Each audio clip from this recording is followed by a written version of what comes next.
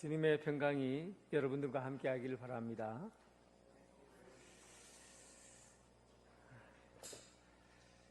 지난 월요일 영남신학대학교 강당에서 코로나 시대 이후 시대 영성과 목회에 관해서 두 분의 교수님과 한 분의 목회 관련된 분이 오셔서 강의를 했습니다.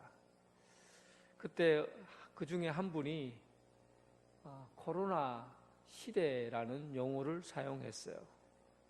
코로나 시대. 제 말씀이 잘 들립니까? 코로나 시대라는 말을 썼는데, 보통 우리가 전염병, 코로나라는 전염병을 두고 시대의 핵을 그을 만한 이전 시대와 이후 시대가 전혀 다른 새로운 시대를 말할 수 있는 어떤 기준이 되는 코로나 시대라고 표현했다는 것에 저는 굉장히 놀랐습니다. 보통 우리가 구약 시대도 구약 성경을 보면은 출애굽 이전 시대와 출애굽 이후 시대를 나누잖아요. 출애굽 이전에는 애굽의 노예로 살던 그때의 생활 풍습과 삶을 의미합니다. 그런데 이스라엘 백성들이 홍해 반달을 건너고 나서 광야로 들어갔을 때 그의 과거에 광야를 홍해 바다를 건넜던 그 시점부터 출애굽 전과 출애굽 이후 시대로 바뀌는 거죠. 어떤 시대든지 뭔가 핵을 그을 만한 사건이 있었을 때 그의 표준과 삶의 방식이 달라지는 거예요. 그러니까 출애굽 전에는 종으로 살았잖아요. 노예로 살았죠. 자유를 잃어버리고 삶의 모든 것이 주인의 영향력을 받는 그런 삶을 살았다고 한다면, 이제 출애굽 이후의 삶의 표준은 이제는 내 생의 주인이 사람이 아니라 하나님이 내 삶의 주인이 된 거예요. 사람의 지배를 받지 않고 하나님이 주시는 자유와 통치 아래서 살게 되는 것이죠. 삶의 규범이 달라지고 삶의 태도가 달라져요. 그러니까 어떤 사건이 있었을 때 시대가 바뀐다는 것은 삶의 규범이나 태도들도 바뀐다는 그런 의미입니다.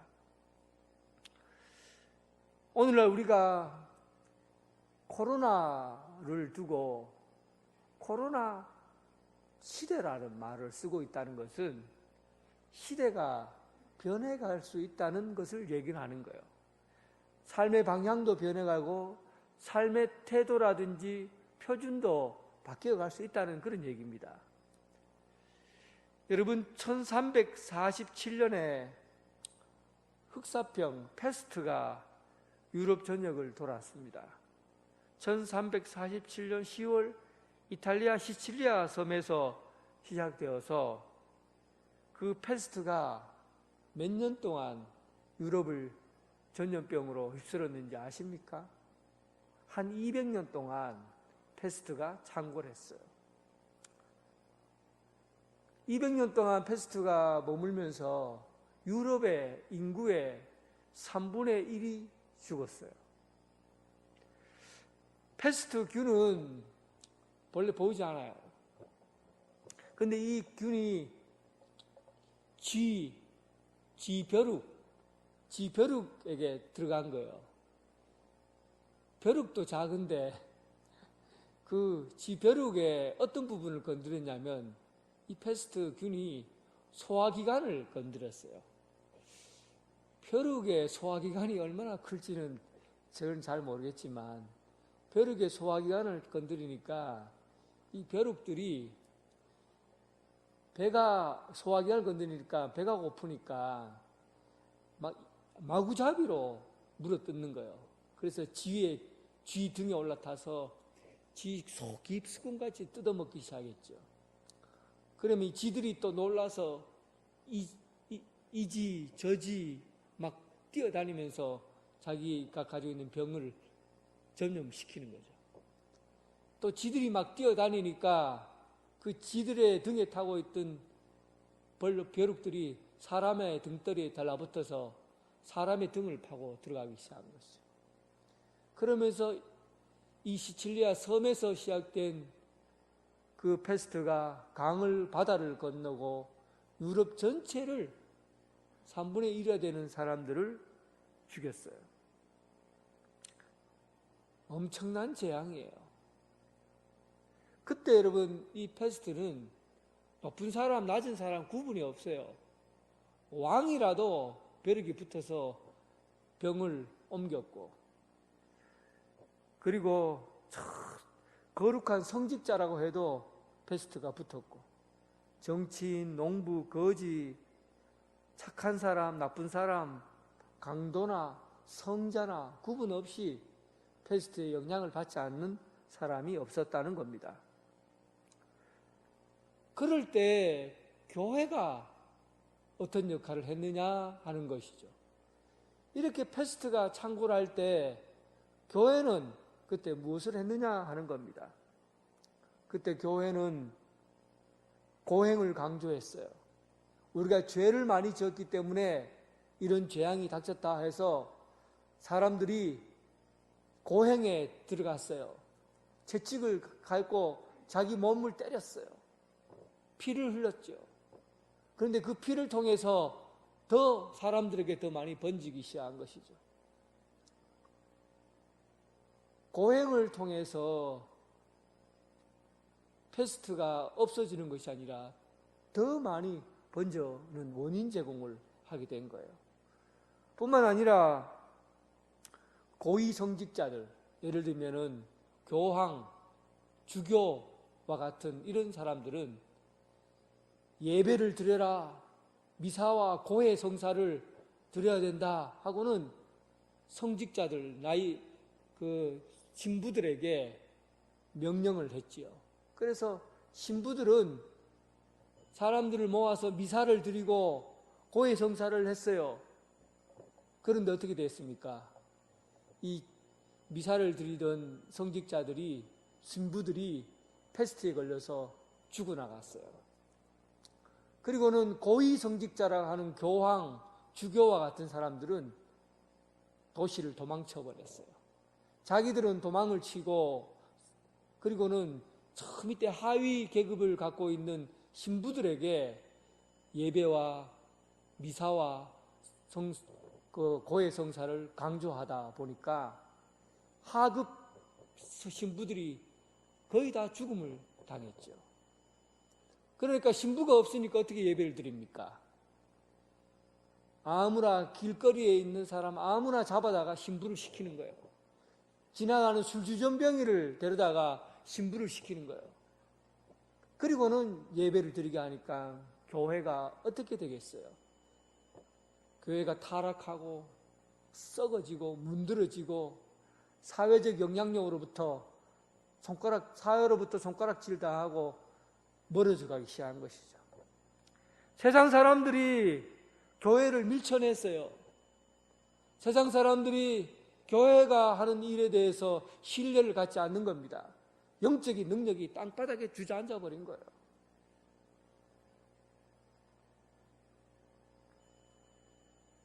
이 패스트의 영향력이 전 세계의 사람들 인구 3분의 1을 죽이고 경제, 정치 모든 분야에 영향을 끼쳤지만 특히 교회에 큰 영향력을 끼친 겁니다. 그런데 여러분, 이런 일 가운데서도 하나님은 역사하고 계셨다는 사실이에요. 그때 당시에 종교개혁자들 1500년대, 1400년대 후반부터 1500년대 초반까지 패스트가 활동하고 있을 그런 시절에 종교개혁자들, 루터, 칼빈, 찌빙글리, 후스와 같은 사람들이 교인들에게 교회 도시에 모이지 말고 산으로 흩어져라, 먼 곳으로 도망을 쳐라 하고는 그들을 도시로 모이지 말고 바깥으로 밀어냈어요. 그리고는 종교개혁자들은 도시에 남아서 교회를 새롭게 개혁하고 변화시키는데 자신의 일생을 걸었던 겁니다. 결국은 여러분, 사실은 교회는 흑사병이 오기 전부터 이미 부패하고 썩었어요. 교황과 그리고 주교와 그 밑에 성직자들은 이미 타락할 대로 타락했고 교회는 썩어 문드러졌습니다. 그런데 흑사병이라는 그런 것으로 인해서 교회가 세상 가운데 드러나게 된 것이죠.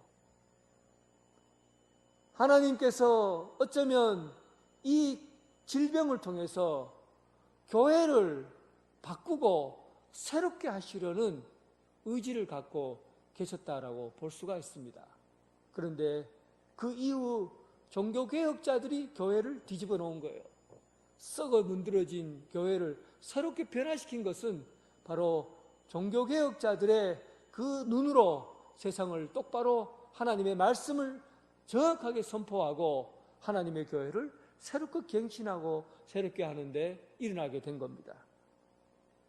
결과적으로 여러분, 이러한 재앙이나 큰 고난은 하나님께서 우리의 신앙을 새롭게 볼 수 있는 눈을 뜨게 하는 그런 역할을 한 겁니다. 오늘 여러분, 코로나19는 시대적인 중요한 사건 속에 들어와 있습니다. 가장 큰 타격을 받는 것이 무엇입니까? 예배예요. 예배. 코로나19로 인해서 전 세계 모든 교회들이 함께 모여서 예배 드리는 것에 큰 충격을 받게 된 겁니다. 어떤 사람들은 이야기를 하죠. 우리가 로마 시대 때 어떤 큰 충격이 있었고 또 일제시대 때 황제를, 천황을 숭배하지 않는다고 해도 그때 핍박 가운데서도 숨어서 예배를 지켰던 우리 조상들의 삶이 있었는데 어떻게 우리가 함께 예배 드리는 것을 포기할 수 있겠는가? 이렇게 우리는 신앙의 큰 충격적인 사건으로 다가온 것이 바로 이 코로나19라는 그런 전염병입니다.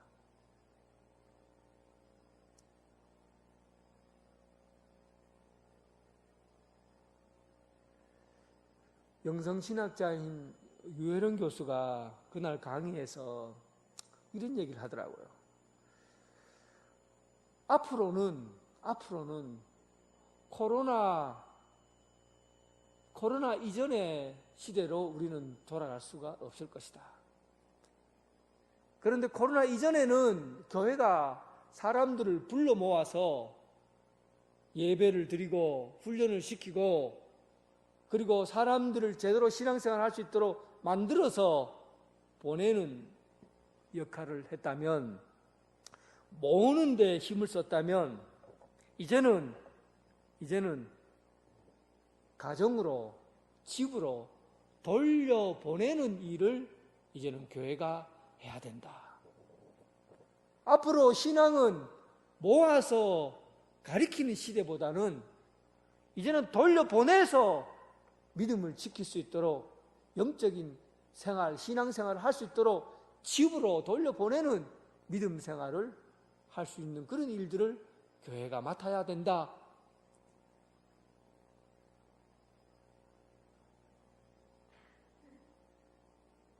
저는 요즘도 밥 먹으러 갈 때 혼자 가게 가서 밥을 먹으라 하면 저는 못 먹습니다. 아직도 혼자 밥 먹는 거는 불편해요. 그런데 요즘 사람들은요, 혼자 먹는 것을 아무렇지도 않게 생각하고 혼자 가서 밥 잘 먹습니다. 저는 술을 안 좋아하지만은 술을 좋아하는 사람들은 혼자 술을 못 먹어요. 누구랑 함께 먹어야 되죠. 그런데 요즘은요, 혼자 술을 먹는 사람들이 자연스러운 거예요. 혼자 커피숍 가서 커피를 마시는 사람도 자연스러워요.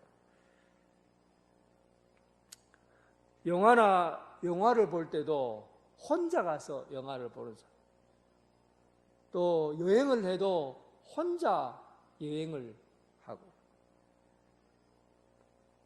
이제 코로나19로 인해서 이런 혼자 지내는 것에 불을 붙인 거예요.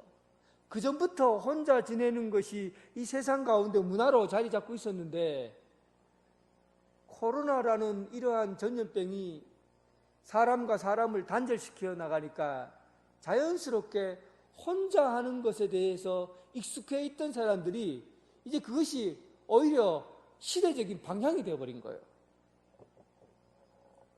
문제는 예배에 있습니다. 다른 것은 불편하지 않아요. 그래도 견뎌내요. 살 수 있어요. 그런데 예배를 과연 혼자 드릴 수 있는가? 여기에 상당한 불편함을 겪고 있습니다. 안 불편합니까, 여러분들은? 혼자 예배 드리는 거 편해요?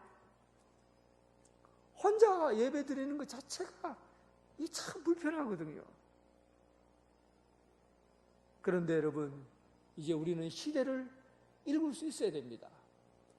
앞으로 이 시대가 전염병이 이제 한 달 뒤에 딱 끝나버리고 다시는 코로나19와 같은 전염병이 이 세상에 이제 존재하지 않을 것이다 하면은 오늘 이 말씀은 아무 소용이 없어요.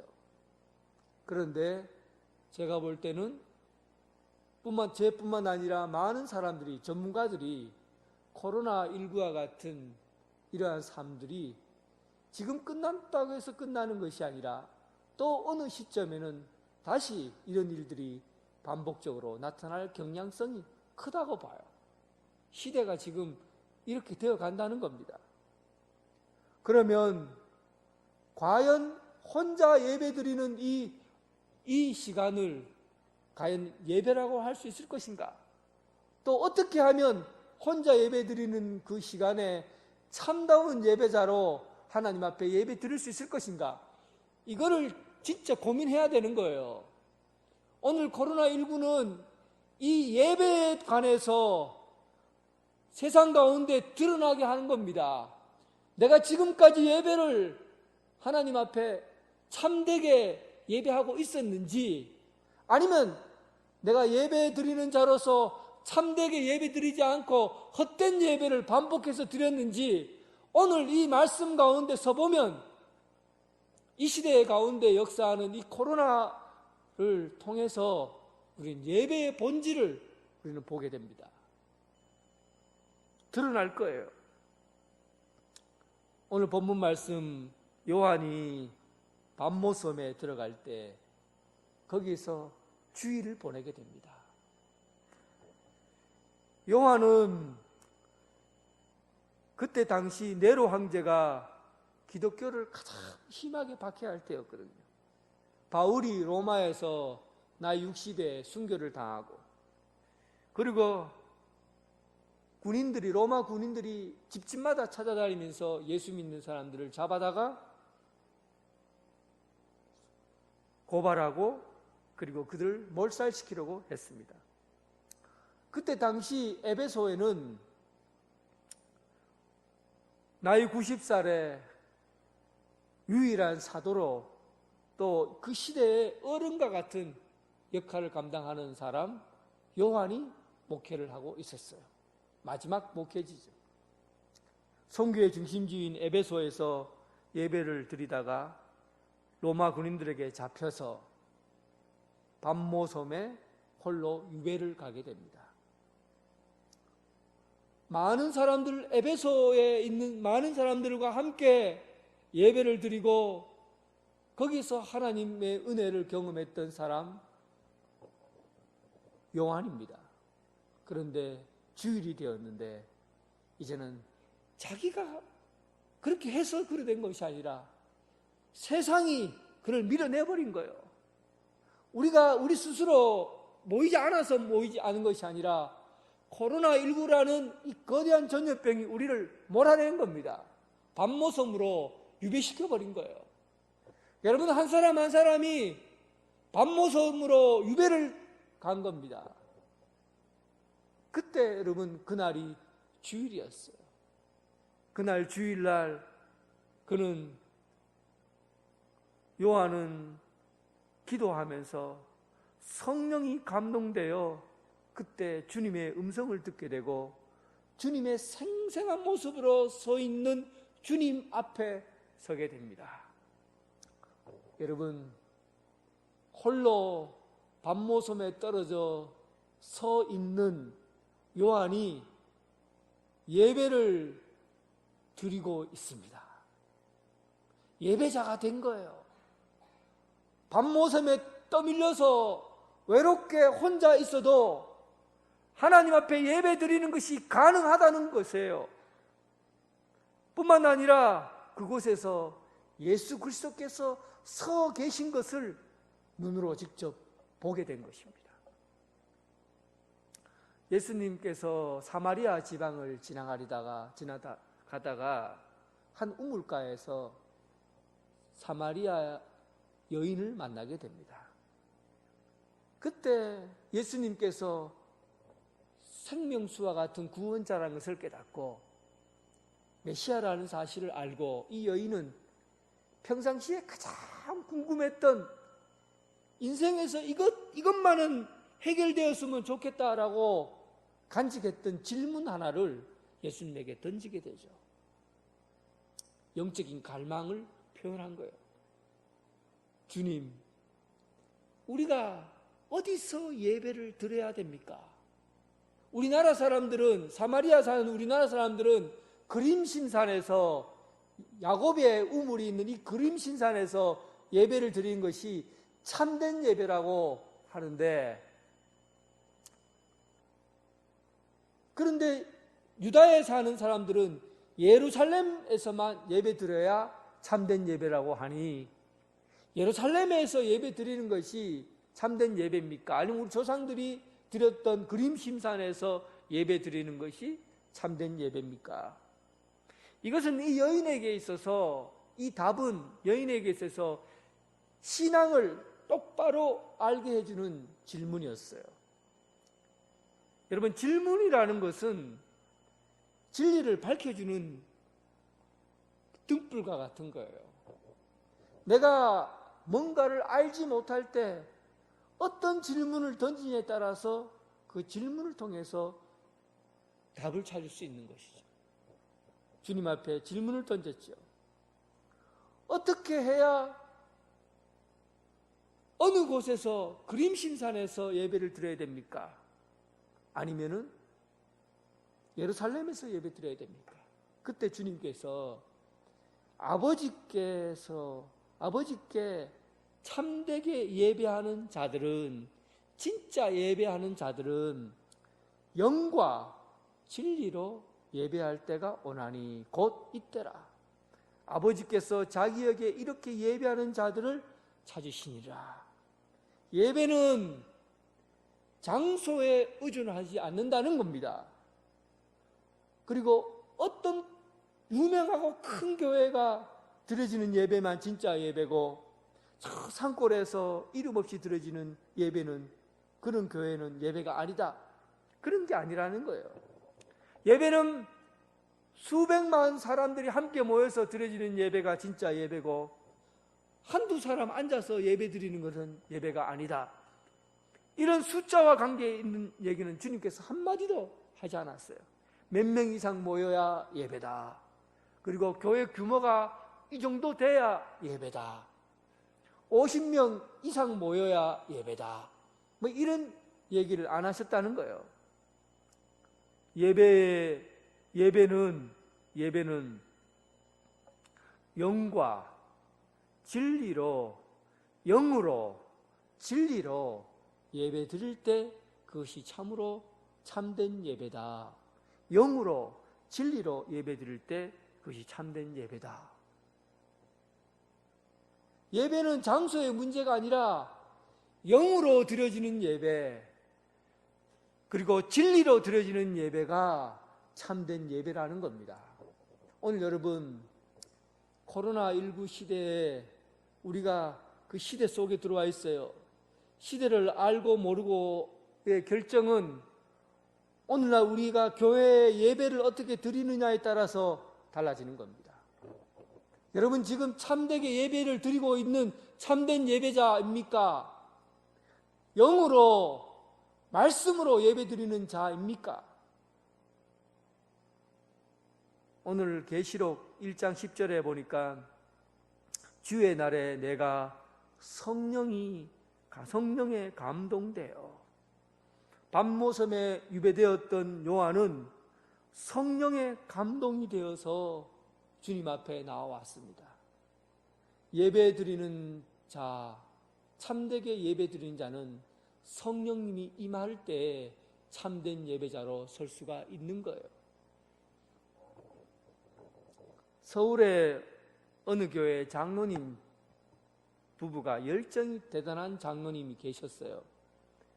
이분은 일부에 본 예배, 예를 들면 우리 교회라고 한다면 언양제일교회 예배를 드리고, 그리고 2부 때쯤 되는 그 서울에서 가장 설교를 잘하는 목사님 교회 찾아가요. 그리고는 거기 가서 말씀을 들어요. 왜 그렇게 하냐고 물으니까 말씀이 다르다는 거예요. 그 말씀을 들으면 막 은혜가 되고 감동이 되어서 은혜 받는 자리로 가고 싶다는 겁니다. 그래서 본교회 장로니까 본교회 예배 드리고 2부, 3부 때쯤 되면 다른 교회 찾아가는 거예요. 우리는 예배를, 은혜를 내가 받아야 된다고 생각하는 거예요. 은혜를 받아야 된다고 생각하는 거예요. 예배의 중심이 나에게 있는 거예요. 내가 은혜 받아야 참되게 예배하는 걸로 알고 있어요. 착각입니다, 여러분. 착각이에요. 물론 은혜 받고 감동이 있는 것은 하나님이 예배 가운데 주신 선물일 수는 있어요. 그러나 선물이 목적이 되어서는 안 돼요. 예배는 하나님께 드려지는 것이 예배예요. 하나님이 찾아오시는 게 예배예요.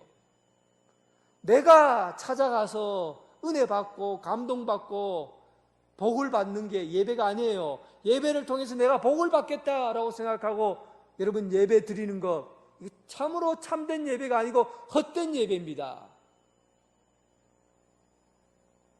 참되게 예배하는 자는 성령을 구하는, 영과 진리로 성령을 구하는 자예요. 오늘 여러분 예배 전에 반주를 하잖아요. 찬양을 쫙 할 때. 여러분 뭐 합니까? 그때 앉아서 뭐 해요? 언제 예배가 시작되나 생각합니까? 아니면 피곤하니까 좀 자자 그럽니까? 그때 여러분 예배 시작 전에 반주가 쫙 될 때 그때 뭐 해야 됩니까? 성령님을 구해야지요. 성령님, 오늘 예배 가운데 들어갑니다. 오늘 임하여 주옵소서. 제가 여기 앉아서 기도할 때 뭘 기도하겠어요? 여러분들 누가 오나 누구 많이 오게 해달라 이런 기도하겠습니까? 성령님, 오늘 예배 가운데 임재해 주시고 예배를 이끌어가 주시옵소서. 성령님 함께하여 주옵소서. 여러분은 뭘 기도합니까? 예배 가운데 여러분들이 소원을 구하는 게 아니에요. 성령님을 구하는 거예요. 성령님을 구하게 되면 모든 곳에서 일치가 일어납니다. 찬양을 할 때 앞에 사람만 찬양하는 것이 아니라 찬양하고 함께 찬양하면서 일치가 일어나는 거예요. 하나됨이 일어나는 거예요. 말씀을 들을 때, 기도할 때 아이고 우리 장로님 기도 잘하나 보자라고 하는 것이 아니라 기도할 때 내가 기도하는 자와 기도를 말하는 자와 듣는 자가 하나가 되는 거예요. 성령이 임하면 일치가 일어납니다. 누가복음 11장 13절에 보면 그 전부터 10절부터 13절까지 보면 구하라, 찾으라, 문을 두드리라. 구하면 줄 것이요, 찾으면 찾게 될 것이요, 두드리면 열게 될 것이다. 이게 무슨 말이냐 하면 그때 누가복음 13장에 내가 악한 자라도 악한 아비라도 좋은 것을 아들에게 줄 줄 알거든. 내가 너희들을 구하는 너희에게, 찾는 너희에게, 문을 두드리는 너희에게 성령을 주시지 않겠느냐? 성령을 주시겠다는 얘기입니다. 예배는 성령을 구하는 거예요. 성령님이 임하심으로 인해서 예배자가 되는 겁니다. 그런데 여러분, 코로나19로 인해서 우리가 함께 예배 드리지 못하고 집에 흩어져서 혼자 예배 드린다고 성령님을 구하지도 않고 그냥 소파에 딱 바잠바바람으로 누워갖고 핸드폰 딱 펴보면서 말씀 들을 때까지 찬송 넘어가고 기도 넘어가고 설교 좀 들어보자, 설교 듣고 그리고 예배 드렸다 하고는, 이렇게 예배가 되면 성령님을 구하는 예배이겠습니까? 혼자 예배 드리는 것이 문제가 아니에요. 그리고 어떤 장소에서 예배 드리느냐, 이것도 문제가 되질 않아요. 밤모샘에 홀로 있어도 성령님께서 임재하시면 참된 예배가 되는 겁니다. 오늘 성령으로 예배하는, 성령의 임재하심 가운데 예배자가 되는 그런 참된 예배자 되길 주님의 이름으로 축원합니다. 그리고 영으로 예배드리고 진리로 예배드린다고. 진리를 가지고 예배에 오라는 얘기입니다. 진리를 가지고. 오늘 본문 말씀 10장 8절에 보면 하늘에서 나서 내게 들리던 음성이 또 내게 말하여 이르되 내가 가서 바다와 땅을 밟고 서 있는 천사의 손을 펴 놓인 두루마리를 가지라 하시기로. 천사가 하늘과 땅의 발을 딱 딛고 두루마리를 쫙 펼쳐놨어요. 그 두루마리는 뭡니까? 하나님의 말씀이에요. 하늘과 땅을 밟고 있다는 것은 온 천지에 하나님 말씀으로 가득 차 있다는 거예요. 온 천지가 하나님의 말씀으로 가득 차 있다는 거예요. 손만 닿으면 하나님의 말씀을 볼 수 있고, 손만 닿으면 하나님의 말씀을 들을 수 있고, 손만 닿으면 하나님의 말씀을 깨달을 수 있도록 온 세계 가운데 말씀을 펼쳐놨다는 겁니다. 종교개혁 이전에 중세시대 때 하나님의 말씀은 성직자들만 봤어요. 그것도 어려운 자기 나라 말로 번역된 것도 아니고 헬라어나 이런 것으로 로마인들이 쓰는 그런 언어들로 된 성경책을 봤어요. 성경책 한 권을 개인이 구입하려면 그때 당시에 돈이 한 4천만 원 정도 돼야 신구약 성경책 한 권을 구입합니다. 일반 사람들이 성경책을 구입하는 게 어려워요. 일반 사람들이 성경책을 구입했다고 해도 그걸 보려면 볼 수 있는 눈이 없어요. 성경에 보면 하나님의 말씀은 완전한 계시라, 성령의 감동으로 되어진 것이 하나님의 말씀이에요. 그리고 사도 바울은 하나님께서 우리에게 주신 이 계시를 더하거나 빼지 않겠다고 그래요. 이것이 완벽하다고 그래요. 하나님이 우리에게 주신 이 말씀은 완벽한 하나님의 계시라고 사도 바울이 얘기를 했어요.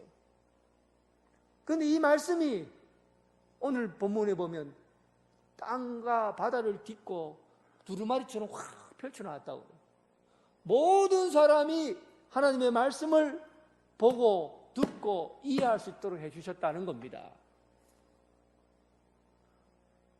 요한계시록 1장 3절에 보면 이 예언의 말씀을 읽는 자와 듣는 자와 그 가운데 기록한 것을 지키는 자가 복이 있다.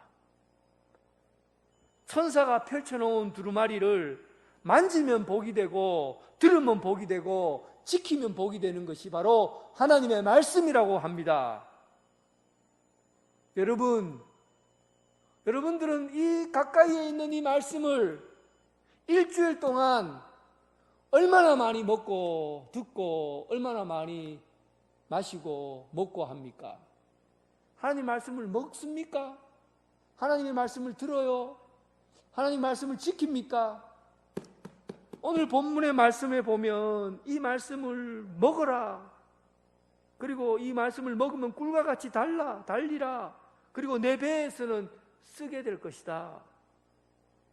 하나님의 말씀을 가져갈 때는 말씀을 감동받고 깨달음이 있으니까 말씀이 달아요. 그런데 이 말씀이 배에 들어가면 써요. 이 말씀은 무엇이냐 하면 말씀을 듣고 깨닫고 은혜 받는 것은 잘하는데, 말씀을 듣고 은혜 받는 것은 잘하는데 말씀을 지키기는 어렵다는 얘기입니다. 지키는 데는 쓰다는 거예요. 여러분, 지난주에 제가 여러분들에게 한 말씀 기억하시는 분 있습니까? 그 자리에서 탁 듣고는 은혜 받지만 문을 열고 탁 나가면 말씀은 사라져버려요. 말씀을 먹질 않아요. 말씀이 들어와서 이게 참 지키는 게 어렵구나, 쓰구나라는 것을 알아야 되는데, 말씀을 먹고 단 것만 싹 뽑아먹고는 이 쓴 말씀을 배에 담지 않는 거예요. 지키기가 어려우니까. 그런데 여러분, 예배는 무엇입니까? 예배는 영으로, 성령으로 예배를 드리는 것이고, 또 예배는 진리로 드리는 거예요. 진리는 말씀을 가지고 와야 돼요. 말씀을 가지고 와야 돼요. 말씀을 가지고 온다는 것은 말씀을 먹어서 삶 가운데 말씀을 통해 지키고 실천에 옮겨야 되는 거예요. 한 말씀을 가지고 말씀대로 살아야 돼요. 그래서 이 말씀을 가지고 살고, 그 말씀을 가지고 주님 앞에 오면, 예배에 드리면, 그 말씀을 가지고 온 자들을 내가 찾으리라. 성령으로 예배드린 자, 말씀을 가지고 온 자를 내가 찾으리라. 내가 찾느니라. 하나님의 응답이 말씀을 가지고 온 자들에게 있다는 것입니다. 사랑하는 성도 여러분, 코로나 시대는 우리들에게 예배가 무엇인지 우리에게 보여주고 있습니다. 참되게 예배하는 자가 되지 않으면 이제 우리 신앙은 이 코로나 앞에 무너지고 맙니다. 어떻게 여러분 참되게 예배하는 자가 되겠습니까? 성령의 충만함을 기도하시기 바랍니다. 성령의 임재하심을 기다리시기 바랍니다. 그리고 말씀을 먹으셔요. 쓴 말씀까지 여러분들 먹으셔야 합니다. 말씀을 먹고 그 말씀을 가지고 오늘 예배 가운데 응답받는 삶, 그럴 때 아버지 하나님께서 찾으시고 이 가운데 함께 하시겠다 하십니다. 오늘 영과 진리로 하나님이 찾으시는 참된 예배자 되길 주님의 이름으로 축원합니다. 하나님, 오늘 이 시대 참으로 이 세상이 다 죽을 것 같은, 무너질 것 같은 이 시대 가운데 오늘 주님의 말씀 가운데 섭니다.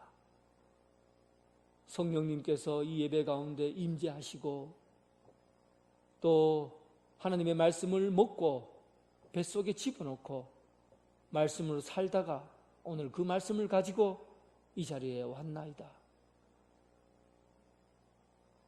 성령님, 오늘 이 말씀을 깨닫게 하시고 또 말씀으로 응답받는 그런 시간 되게 해주셔서 지금까지 경험하지 못했던 예수님이 오늘 이 자리에 서 계신 것을 보게 하여 주옵소서. 주님을 만나는 시간 되게 하시고 하나님이 우리를 찾아서 하나님 말씀 가운데 응답받는 그런 참된 예배자로 서게 하여 주옵소서. 예수님 이름으로 기도드립니다. 아멘.